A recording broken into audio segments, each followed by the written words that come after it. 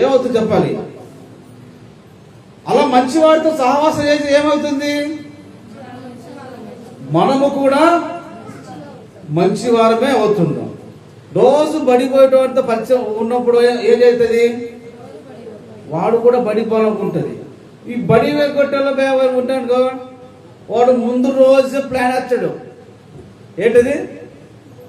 ఈడు పడిపోకుండా ఈడు చెడిపోతే ఈడిపోయి ఇంకొకడిని, ఒరే రేపు బడి ఉందా లేదా, రేపు నేను బడి పోవడం లేదు, నువ్వు పోతుండవరా అంటున్నాడు.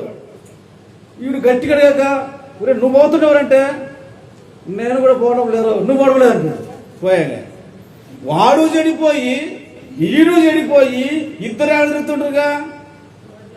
అదే మంచిగా బడికి పోయినా తిరిగితే రేపు మన బడికి పోవాల ఈ రోజు అన్నప్పుడు వీడికి ఆలోచనలకు పోకూడదని ఆలోచన కలిగినప్పటికీ ఒరే బడికి పోవాలరా అనేటువంటి ఆలోచన ఎప్పుడు అవుతుంట అదే మంచివారి సహవాసం అనేది. కాబట్టి అందుకే దుష్ట సంకేతము మనకు మంచి నడవడికను కూడా చెడిపోద్ది. ఒరే మొన్నటి దాకా బాగున్నారు వాడు సడన్ గా చెడిపోయాడు అనిపించదా?